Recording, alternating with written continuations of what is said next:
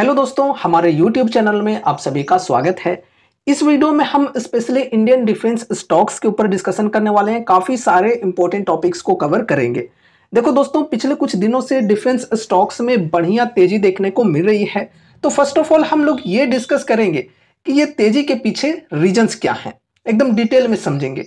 And उसके बाद हम ये भी डिस्कस करने वाले हैं कि इस तेजी का मतलब क्या हम ये समझें कि अब इन शेयरों में बुल रन शुरू हो चुकी है और यहां पर अब हमें बाइंग करनी चाहिए, या फिर ये एक धोखा है, हमें बच के रहना चाहिए। इन चीजों को भी हम लोग डिटेल में डिस्कस करने वाले हैं, एनालिसिस करने वाले हैं, स्टडी करने वाले हैं। कोई भी आपको रिकमेंडेशंस या फिर एडवाइजरी नहीं दी जाएगी, ठीक है? ये ध्यान में रखकर चलना। और चैनल पे नए हो तो सब्सक्राइब जरूर से कर लेना भाई लोग, क्योंकि यहाँ पर आप सभी को ऐसे ही इंफॉर्मेटिव वीडियोज मिलते हैं। देखो दोस्तों, आज की अगर हम बात करें तो आज भी डिफेंस शेयरों में बढ़िया तेजी है। एग्जांपल के लिए देखो, एचएल 105% की तेजी है, फिर यहाँ पे मजडॉक 4% की तेजी है अप्रोक्सीमेटली, फिर भारत डायनेमिक्स 5.7% की तेजी, Zen technologies 6.3%, Bharat electronics 2.5%, Cochin shipyard 3%, GRSC 1.3%। साथ ही साथ अगर यहाँ पर हम टॉप 15 डिफेंस स्टॉक्स की बात करें तो ये सभी जो स्टॉक्स हैं वो अच्छी खासी तेजी में देखने को मिल रहे हैं। कोई कम तो कोई ज्यादा, लेकिन सभी यहाँ पर हमें ग्रीन में ही देखने को मिल रहे हैं, गेन में ही देखने को मिल रहे हैं। यहाँ पर देखो, वन डे रिटर्न की जो परसेंटेज है सभी में यहाँ पर हमें गेन ही देखने को मिल रहे हैं। चलो, अच्छी बात है, गेन हो रही है इन सभी शेयरों में। तो अब यहाँ पे रीजंस को डिस्कस करते हैं। ये जो तेजी चल रही है इन डिफेंस शेयरों में पिछले कुछ दिनों से, तो इसके पीछे रीजंस क्या है? कुछ तीन रीजंस को हम लोग डिस्कस करेंगे। फर्स्ट रीजन यहाँ पर यह है कि जो लोएस्ट लेवल था, निचले स्तर से अच्छी बाइंग इंटरेस्ट देखने को मिल रही है। तो देखो, बड़ी गिरावट के बाद बड़ी वापसी, जैसा कि हमने देखा कि डिफेंस शेयरों के अंदर कुछ समय पहले काफी भयंकर गिरावटें आई थी। कई सारे स्टॉक्स ऐसे भी थे जो कि 60-70% तक गिर गए थे।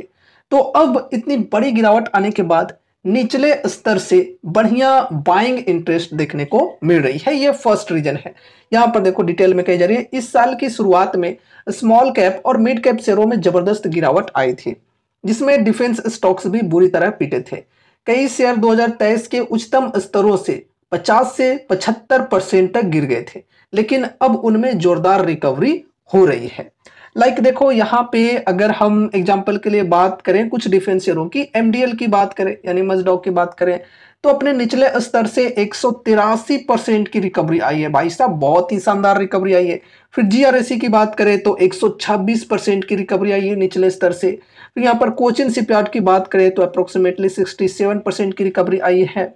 फिर यहाँ पर पारस डिफेंस, बेल, बीडीएल, जेन टेक्नोलॉजीज, इन सभी की अगर हम बात करें तो इन शेयरों में 48 से लेकर 56% की रिकवरी आई है। निचले स्तर से बढ़िया रिकवरी देखने को मिली है।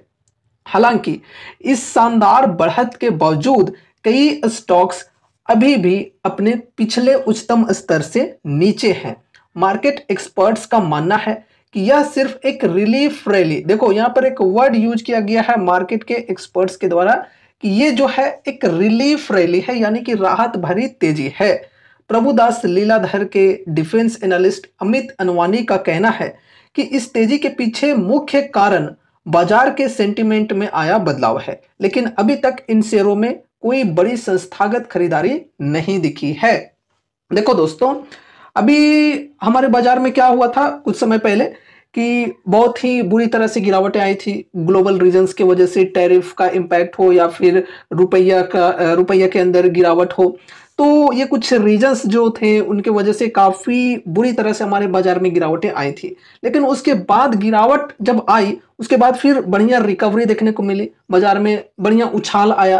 तो उसका इम्पैक्ट ये डिफेंस शेयरों में भी देखने को मिला है। ये चीजें कही जा रही है यहाँ पे, ठीक है?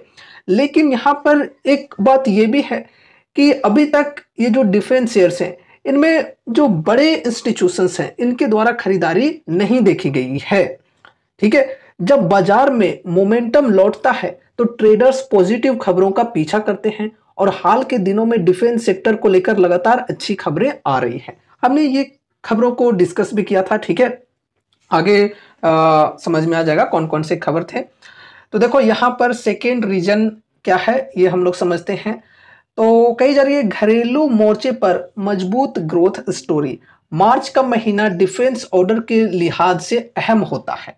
देखो दोस्तों, हमने इस चीज के बारे में कई बार आप लोगों को समझाया है कि देखो किसी भी फाइनेंशियल ईयर का जो एंड वाला मंथ होता है, मार्च मंथ, यानी कि उसमें डिफेंस ऑर्डर्स काफी बेहतरीन तरीके से मिलते हैं, या फिर कोई भी अलग अलग सेक्टर्स की अगर हम बात करें जिसमें गवर्नमेंट की एलोकेशन मिलती है, लाइक इंफ्रा सेक्टर की बात कर लें, पावर सेक्टर की बात करें, तो जिस प्रकार से गवर्नमेंट की एलोकेशन होती है बजट में किसी एक फाइनेंशियल ईयर के लिए, तो उस फाइनेंशियल ईयर के एंड होते होते उस एलोकेशन को कंप्लीट किया जाता है, वो बजट जो रखी जाती है उसे कंप्लीट किया जाता है।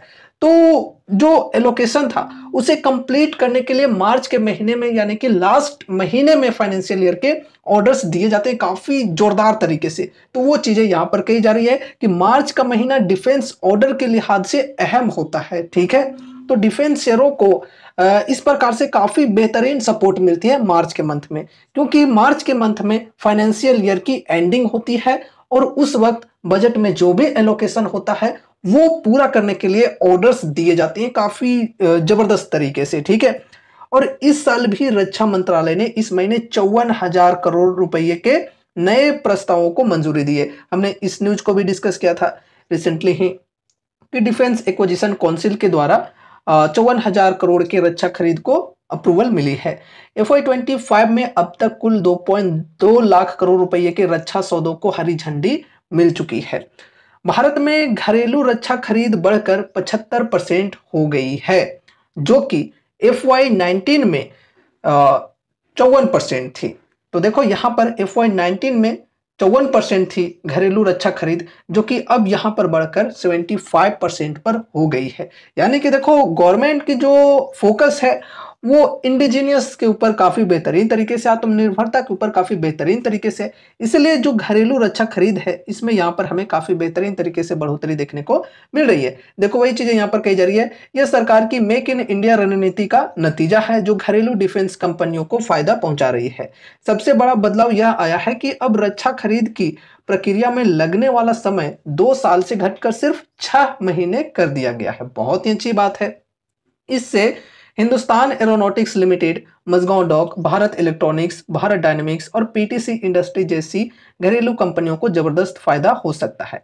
अनवानी का कहना है एचएल के नासिक प्लांट के शुरू होने से सप्लाई चेन में सुधार होगा। देखो हमने इस चीज के बारे में भी कई बार डिस्कस किया है, कई सारे वीडियोज में इस चीज को कवर किया है, जिससे कंपनी ज्यादा तेजी से एयरक्राफ्ट डिलीवर कर सकेगी। लेकिन यहाँ पर एक प्रॉब्लम बनी हुई है, जनरल इलेक्ट्रिक के जो इंजन्स हैं उसमें प्रॉब्लम आ रही थी। ठीक है, तो ये भी अब धीरे धीरे सुधरते हुए देखने को मिल रही है। अब इंजन्स की डिलीवरी शुरू हो जाएगी, इसी मंथ की यहाँ पर बात हो रही थी।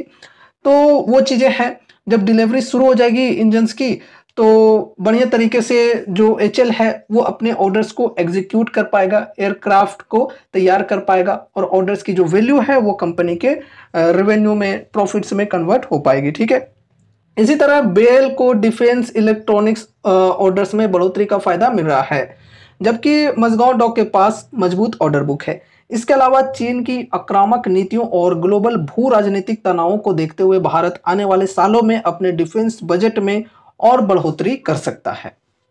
ठीक है, तो ये रही रीजन। अब यहाँ पर हम थर्ड रीजन के ऊपर डिस्कस करते हैं। इस चीज के ऊपर भी हमने काफी डिटेल में डिस्कस किया था कुछ दिनों पहले। ग्लोबल स्तर पर डिफेंस खर्च में उछाल, ग्लोबल सैन्य खर्च में लगातार बढ़ोतरी हो रही है। 2024 में ग्लोबल सैन्य बजट बढ़कर 2.46 ट्रिलियन डॉलर तक पहुंच गया, जो 2023 में 2.24 ट्रिलियन डॉलर था। यानी इसमें 7.4% की वास्तविक बढ़ोतरी हुई है। यूरोप, अमेरिका और एशिया में कई देशों ने अपने रक्षा खर्च में भारी इजाफा किया है। जर्मनी ने हाल ही में 500 अरब यूरो, लगभग 45 लाख करोड़ रुपए के डिफेंस कार्यक्रम को मंजूरी दी है। वहीं अमेरिका के राष्ट्रपति डोनाल्ड ट्रंप ने नाटो देशों से कहा है कि वे अपनी जीडीपी का 5% रक्षा बजट पर खर्च करें, नहीं तो अमेरिका उन्हें सुरक्षा की गारंटी नहीं देगा। ग्लोबल स्तर पर डिफेंस खर्च में बढ़ोतरी से अमेरिका, यूरोप और एशिया में डिफेंस स्टॉक्स को जबरदस्त सपोर्ट मिला है। Lockheed Martin, BAE systems, Rheinmetall और हानवा एरोस्पेस जैसी कंपनियों के शेयर बढ़े हैं, जिससे भारतीय डिफेंस कंपनियों के लिए भी एक पॉजिटिव माहौल बना है। ठीक है, तो ये कुछ 3 रीजंस हैं जिन्हें अभी हमने डिस्कस किया। ये रीजंस की वजह से हमें काफी बेहतरीन तेजी देखने को मिल रही है हमारे डिफेंस शेयरों के ऊपर। ठीक है, और यहाँ पे देखो जो थर्ड रीजन हमने डिस्कस किया वो है ग्लोबल स्तर पर डिफेंस खर्च में बढ़ोतरी। हमने इस चीज को भी काफी डिटेल में डिस्कस किया था कुछ दिनों पहले। तो यूरोपियन यूनियन के द्वारा डिफेंस सेक्टर के ऊपर काफी बेहतरीन तरीके से मतलब स्पेंडिंग की जा रही है। तो इस न्यूज के बाद भी हमारे डिफेंस कंपनीज के जो स्टॉक्स हैं इनमें बढ़िया तेजी देखने को मिली थी। एक्सपेक्टेशंस ऐसी हैं कि देखो यहाँ पे ये जो हमारे डिफेंस कंपनीज हैं इनको भी फायदे मिल सकते हैं, ग्लोबल स्तर पर एक्सपोर्ट ऑर्डर्स मिल सकते हैं इस प्रकार के, अगर डिफेंस में स्पेंडिंग हो रही है ग्लोबल बेसिस पे तो। ठीक है, अब देखो ये जो तेजी आई है ये हमारे लिए मौका है, ये धोखा है। तेजी को हम रिकवरी समझकर क्या यहां पर इन्वेस्टमेंट कर दें या फिर थोड़ा सा वेट करके चलें, ये मौका है या फिर धोखा है, ये हम लोग अब समझने की कोशिश करेंगे। ठीक है, तो देखो चेतावनी, हर उछाल मौका नहीं होता। भारतीय डिफेंस कंपनियों के लिए लंबी अवधि की संभावनाएं मजबूत हैं। देखो लॉन्ग टर्म के लिए ये जो डिफेंस कंपनीज हैं ये बढ़िया हैं, लेकिन यह मानना कि उन्हें ग्लोबल सैन्य खर्च में बढ़ोतरी से सीधे फायदा मिलेगा गलत होगा। ठीक है, सीधे तौर पे यहां पर कही ये जा रही है कि जो हमने अभी डिस्कस किया कि ग्लोबल खर्च जो है ये डिफेंस सेक्टर के ऊपर काफी बेहतरीन तरीके से बढ़ने वाली है, तो इससे हमारे जो डिफेंस कंपनीज हैं इनको बेनिफिट्स मिल सकते हैं। तो अब यहां पर कही जा रही है कि लेकिन यह मानना कि उन्हें ग्लोबल सैन्य खर्च में बढ़ोतरी से सीधे फायदा मिलेगा ये गलत होगा। ठीक है, ये सीधे तौर पे यहाँ पे कही जा रही है हमें बहुत ज्यादा बेहतरीन तरीके से बेनिफिट्स नहीं मिल सकते हैं, यहाँ पे कुछ फायदे मिल सकते हैं लेकिन इसका मतलब ये नहीं है कि बहुत ही बेहतरीन तरीके से फायदे मिल जाएंगे। ठीक है, ये चीज भी समझकर चलना है। डिफेंस एनालिस्ट अनवानी कहते हैं, मुझे संदेह है कि यूरोपीय रक्षा खर्च का भारतीय कंपनियों को कोई तत्कालिक फायदा मिलेगा। भारत का फोकस अभी आत्मनिर्भरता पर है, यानी अभी डिफेंस इंपोर्ट पर निर्भरता कम करने पर जोर दिया जा रहा है, न कि एक्सपोर्ट बढ़ाने पर। तो ये चीजें यहाँ पर ये एनालिस्ट के द्वारा कही जा रही है। ठीक है, कि अभी भारत का जो फोकस है ये डिफेंस सेक्टर में आत्मनिर्भरता के ऊपर है, ना कि डिफेंस एक्सपोर्ट के ऊपर। वैसे डिफेंस एक्सपोर्ट के ऊपर भी गवर्नमेंट ध्यान देकर चल रही है, लेकिन उससे भी कहीं ज्यादा फोकस है कि इंपोर्ट को पूरी तरह से कम करने की कोशिशें की जाए, ज्यादा कम करने की कोशिशें की जाए। यूरोपीय डिफेंस मार्केट में आई तेजी से सबसे ज्यादा लाभ दक्षिण कोरिया और जापान की कंपनियों को मिलने का अनुमान है। ठीक है, ये अनुमान यहाँ पर की जा रही है। जो अभी हमने डिस्कस किया था कि यूरोपियन यूनियन के द्वारा जो डिफेंस स्पेंडिंग की न्यूज आई है कि काफी बेहतरीन तरीके से डिफेंस सेक्टर में स्पेंडिंग होने वाली है, तो इससे यहाँ पर कही जा रही है कि सबसे ज्यादा लाभ दक्षिण कोरिया और जापान की कंपनियों को मिलने का अनुमान है, क्योंकि उनकी इस मार्केट में पहले से मजबूत पकड़ है। हमारी जो पकड़ है वो थोड़ी कमजोर है, ये मार्केट में इनकी पकड़ थोड़ी मजबूत है। तो ये चीजें कही जा रही है। भारतीय कंपनियां जैसे data patterns, star microwave, centum electronics और डायनामेटिक टेक्नोलॉजीज को कुछ अप्रत्यक्ष लाभ मिल सकता है, लेकिन यह भी याद रखना चाहिए कि डिफेंस सेक्टर में बड़े ऑर्डर मिलने में सालों लग जाते हैं। ठीक है, ये चीजें कही जा रही है। एलारा कैपिटल में इंडस्ट्रियल्स, कंज्यूमर ड्यूरेबल्स और रिन्यूएबल्स के वाइस प्रेसिडेंट हर्षित कपाड़िया ने बताया, यूरोप की रक्षा जरूरतों के कारण भारतीय स्टॉक्स में तेजी आ रही है। यह सिर्फ एक हाइप है। ठीक है, यहां पर देखो कही जा रही है कि यह सिर्फ एक हाइप है, इस न्यूज की वजह से जो तेजी आई है। भारत को पहले मजबूत सप्लायर नेटवर्क विकसित करना होगा, प्रोटोटाइप बनाने होंगे और फिर डील फाइनल करनी होगी, जो लंबा समय लेता है। तो देखो भाई ये चीजें क्लियर है एकदम। भारत जो है अभी ग्लोबल बेसिस पे जो मार्केट है ना डिफेंस की, उसमें थोड़ा सा पीछे है, पकड़ जो है भारत की थोड़ी सी कमजोर है और कंट्रीज के कंपैरिजन में बात करें तो। ठीक है, इस वजह से ये चीजें कही जा रही है। हालांकि देखो कुछ बेनिफिट्स मिलेंगे जो यूरोपियन डिफेंस स्पेंडिंग हो रही है उससे, लेकिन इसका मतलब हम ये नहीं समझे कि बहुत ही बेहतरीन तरीके से, बहुत ही शानदार तरीके से बेनिफिट्स मिलेंगे। तो इस चीज को भी ध्यान में रखकर चलना है। देखो अब यहाँ पे क्या इन्वेस्टमेंट करना चाहिए, अभी के समय में या नहीं, ये हम लोग थोड़ा समझने की कोशिश करेंगे। देखो, इस समय ज्यादातर जो डिफेंस स्टॉक्स है ना, ये FY27 के अनुमानित लाभ के 40 टाइम्स पी रेशियो पर ट्रेड कर रहे हैं। यह महंगा तो नहीं है, लेकिन सस्ता भी नहीं कहा जा सकता। इस रैली को अभी इंस्टीट्यूशनल इन्वेस्टर्स का सपोर्ट नहीं मिला, जो कि अभी हमने डिस्कस किया कि देखो, बढ़िया बाइंग इंटरेस्ट देखने को तो मिल रही है निचले स्तर से, लेकिन इंस्टीट्यूशंस जो होते हैं उनकी अच्छी बाइंग इंटरेस्ट देखने को नहीं मिल रही है। इंस्टीट्यूशनल इन्वेस्टर्स का जो सपोर्ट है वो अभी तक नहीं मिला है। ऐसे में अगर किसी भी वजह से बाजार में गिरावट आती है तो इन शेयरों पर भी असर दिख सकता है, ये ध्यान में रखकर चलना है। तो फिर क्या करना है? अगर गिरावट आती है तो एसआईपीज का रूल अपना कर चल सकते हैं। इन्वेस्टर्स लॉन्ग टर्म वाले जनरली क्या करते हैं? एसआईपीज करके चलते हैं, ना कि बल्क में बाइंग करके। देखो दोस्तों, जब डिफेंस शेयरों में भयंकर गिरावटें आई थी तो ऐसा नहीं है कि हमने डिस्कस नहीं किया था, एकदम निचले स्तर पर भी हमने डिस्कस किया था, बिल्कुल एजुकेशनल पर्पज से डिस्कस किया था। तो वीडियो को देखने के बाद अगर कोई इन्वेस्टर अपने स्टडी, अपने एनालिसिस को करके इन्वेस्टमेंट किए होंगे और अभी तक होल्ड कर रहे होंगे तो अच्छे खासे प्रॉफिट्स में चल रहे होंगे, ठीक है, अभी तो बढ़िया मुनाफे मिल रहे होंगे उनको। लेकिन अगर कोई चूक गए हैं तो क्या अभी बाइंग कर लेना चाहिए तेजी को देखकर? तो देखो भाई, तेजी को देखकर ऐसे ही ग्रीड नहीं होना चाहिए। इन्वेस्टर्स क्या करते हैं, जब गिरावटें आते हैं तो लोग बचकर निकलना चाहते हैं, मतलब डर के मारे बाइंग करने की हिम्मत ही नहीं होती है। लेकिन जब तेजी आ जाती है तो हाई के लेवल्स पर हिम्मत मिल जाता है उनको बाइंग करने का, और हाई के लेवल्स पर बाइंग करते हैं जब लोग सेलिंग करना शुरू करते हैं और उनको नुकसान होता है, फिर कंपनी को बुरा भला कहते हैं, ठीक है। तो थोड़ा सा पेशेंस रखकर काम किया करो, ठीक है। जब बाइंग का अपॉर्चुनिटी मिले तो बाइंग किया करो, और जब सेलिंग का समय आए तो सेलिंग पर ध्यान दो, ना कि सेलिंग के समय में बाइंग करो और बाइंग के समय में सेलिंग करो।